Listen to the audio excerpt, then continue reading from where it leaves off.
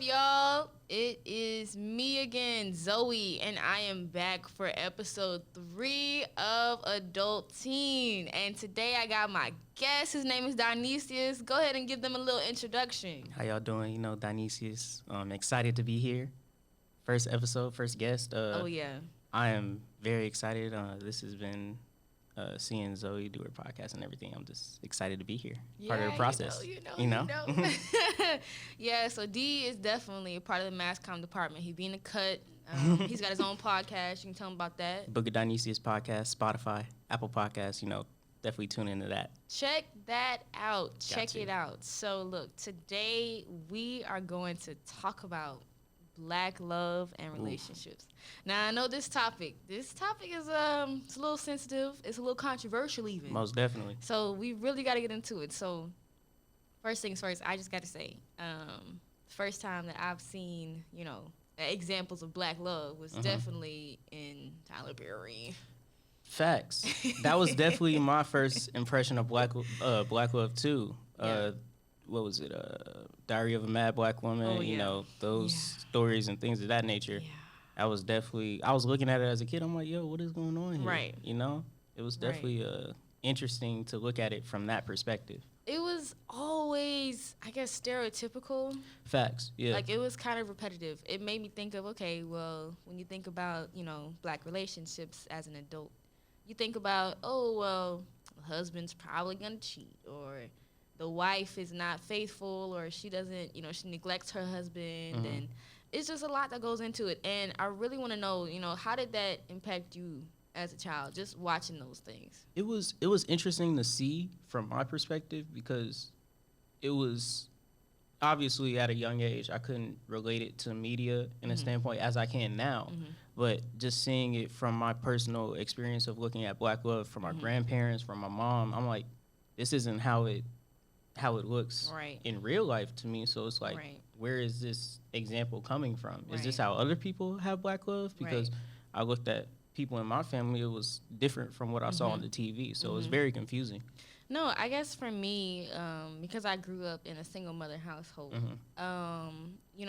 watching those films really thought that, oh, maybe one day a man is going to sweep her off her feet, or, she has to have a man to, I guess, teach her how to love and stuff like that. And I was just like, is that what is supposed to be normal for me? Right.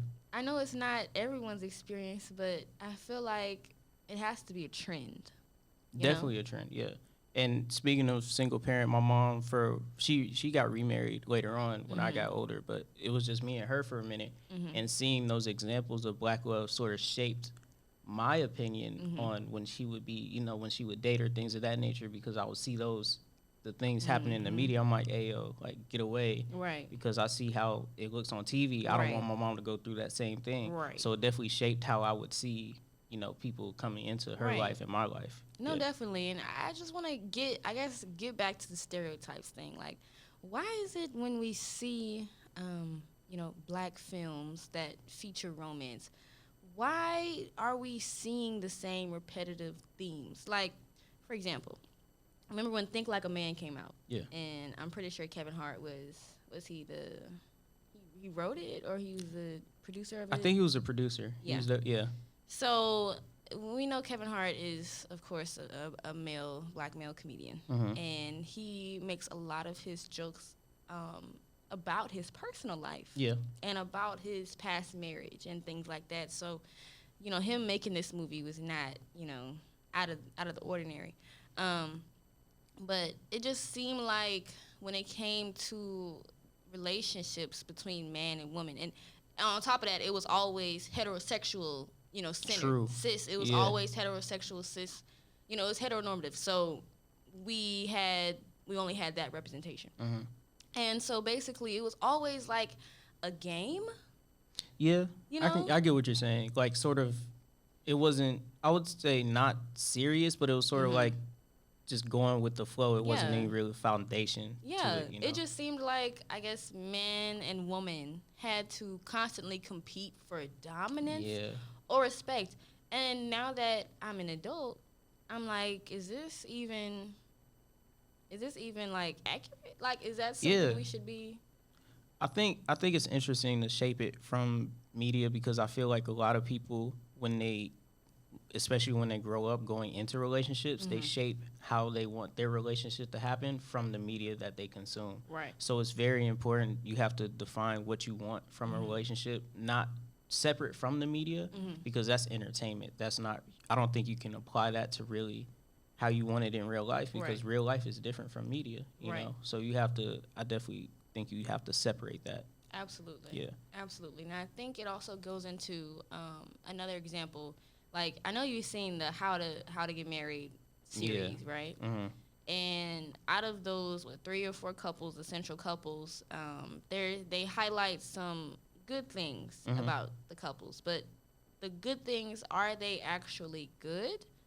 Like, I know that they tried to express, okay, you have to, have communication and things like that. Right.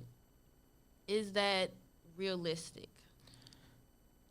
It's hard, it's hard to look at those movies and think of like realism and relating it to real life. Right. I think what I don't like about those movies, I don't like how they always relate black love to struggle. Ooh. Like, in order to have black love, you have to struggle for black love. When in reality, life happens. Right. There are going to be struggles, right. But it doesn't have to be, you don't have to struggle in order to achieve love in every situation. You know, that shouldn't be like in order to get this, you have to get there. Right. There's, that those two, they might correlate, but they don't have to correlate. So that's always what it is. It's always a struggle. It's always where, again, the man situation where the man has to be the one that has to, be abusive. And even though like these situations, can be real. Yes. It's just annoying that why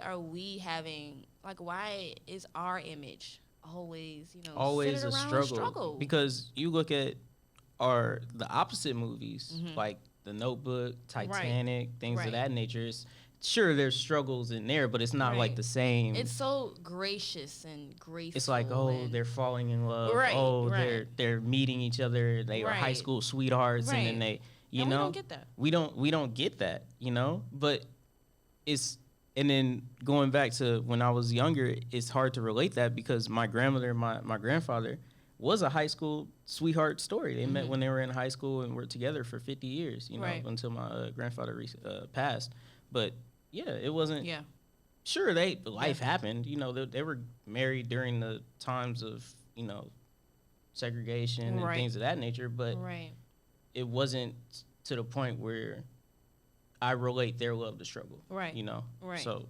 Or I realize that a lot of the times they represent black love as something you have to endure, or something that, like if you know that your partner is cheating, because, and they bring in spirituality, they bring in religion. Yeah.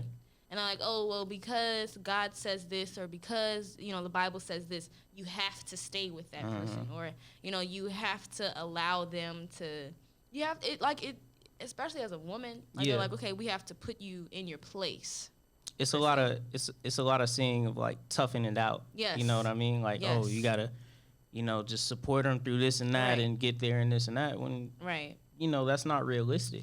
And it's just crazy because as a kid, I thought this was so normal. Right. Yeah.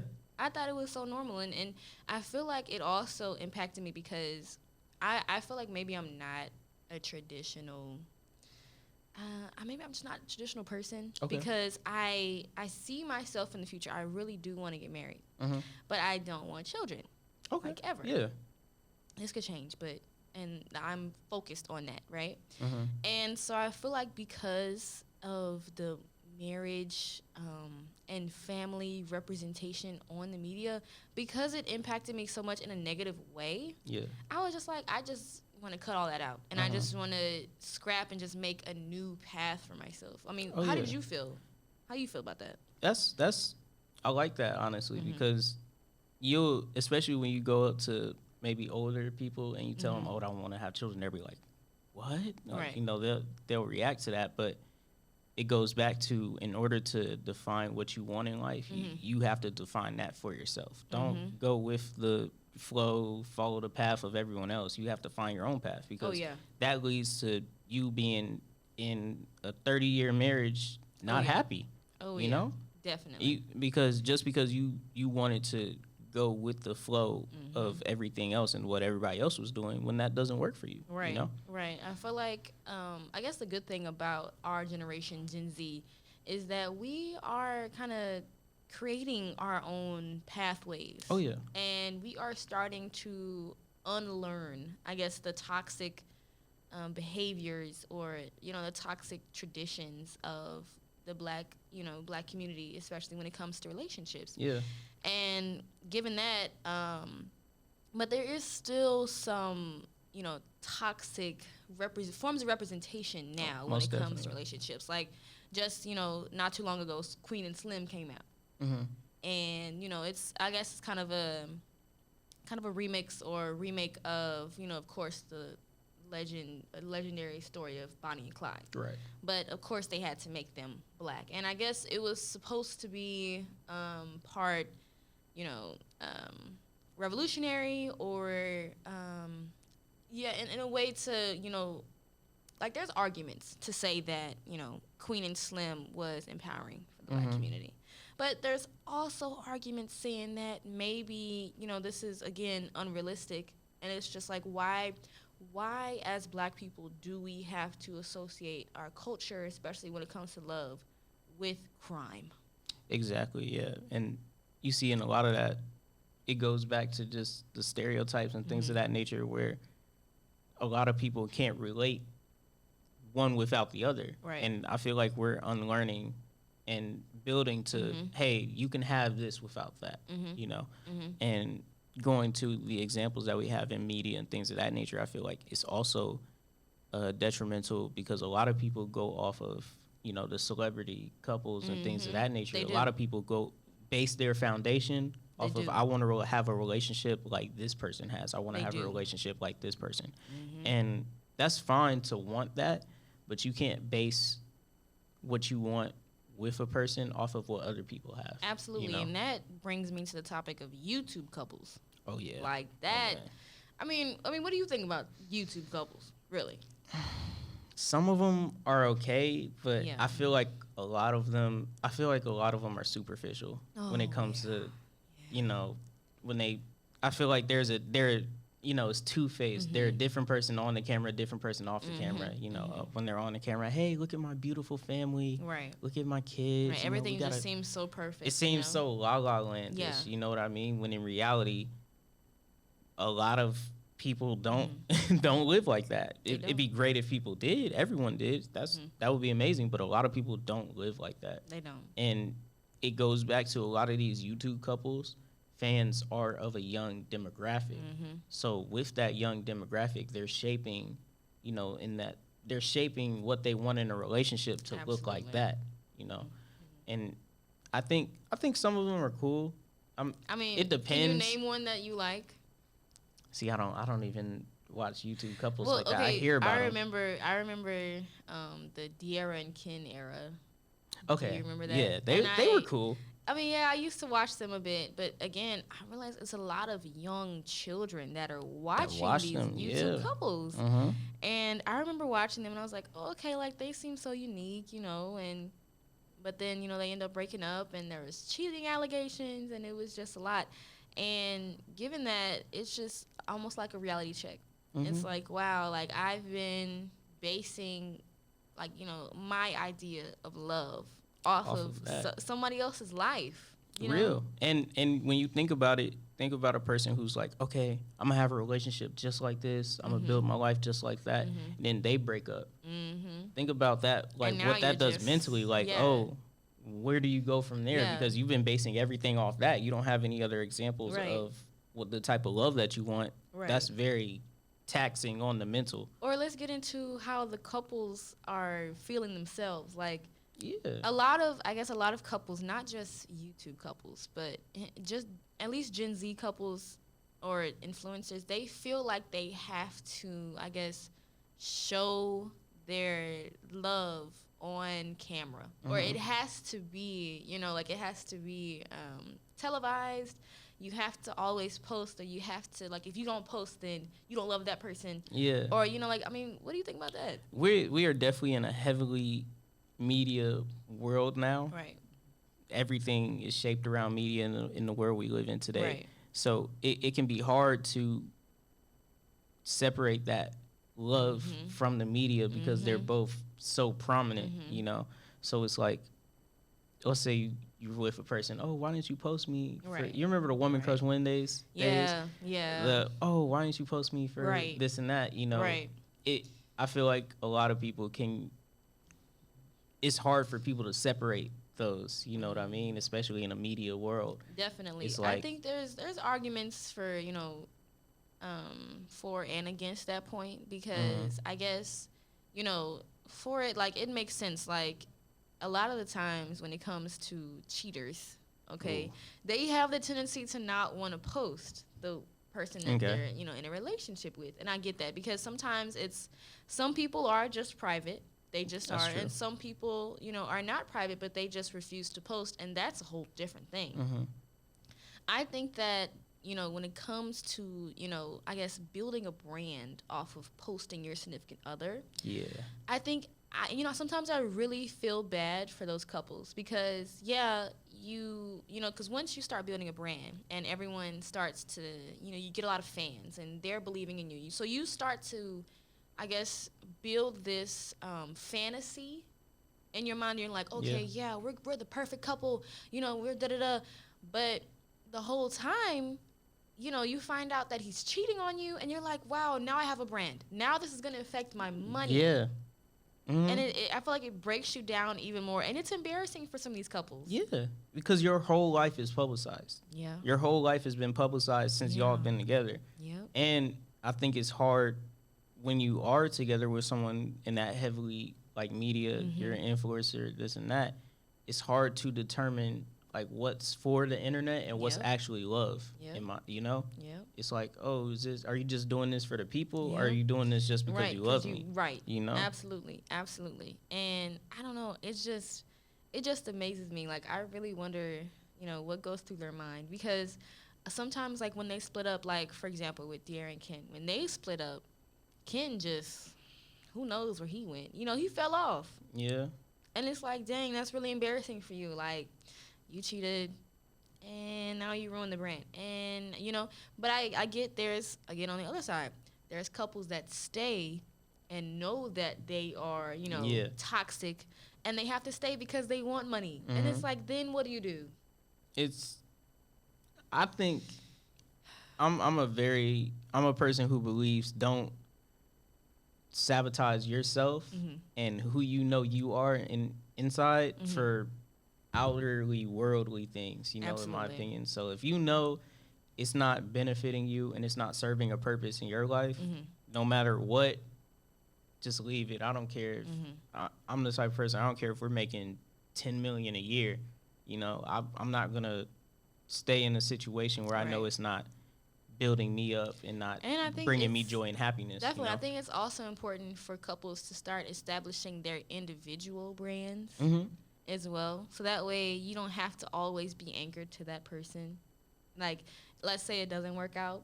You are big enough yourself, or you have your own business, or you have a degree and you're working there, but you have to, I guess, still establish a sense of individuality. Yeah, that's separate from just influencer, just a regular relationship. Definitely, you have to have your own stuff that you focus on. Definitely, your focus, you can be together and things of that nature, but you definitely have to have things in your life that are for you individually. Absolutely, you know what I mean. It's great to be in relationships. It's great to have a person that loves you, but your whole world cannot revolve around just that.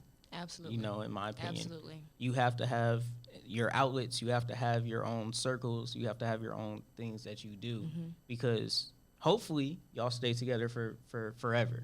You know, that's the hope. Right. But sadly, in some cases, you're going to be realistic and y'all are going to break up one day. Yeah. And now, you gotta be prepared for it. And now that your whole world has been revolving around that one person, what do you know, there's nowhere else to go. Ooh, you dropping gems. You know? Oh, you dropping gems. And yeah. So I guess I want to know, how can the media better represent Black love now? I feel like when it comes to Black love in the media, we have to separate it from just the entertainment section of Black love. We have to form it with like realism. You know what I mean? More realistic situations instead of just superficial, crazy things happening in a relationship. I don't think we should do that. I think it needs to be more of a realistic standpoint, a realistic foundation that we have when it comes to Black love and media. And even if let's do one where, they build together, in my opinion. Let's do something where they fall in love in high school.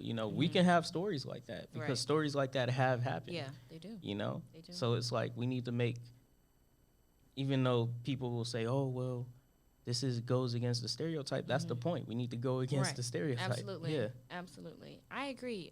Realism is an extremely, extremely important concept when it comes to relationships. And, at the end of the day, all you have to do is just be yourself. And, just because the camera's in front of you, that doesn't mean that you have to put on a show. They stage everything. So at the end of the day, you have to do what's better for you. Most definitely. And, always put yourself first, especially if you are young, especially if you're even a college student. So come on now. Hey. I'm 21.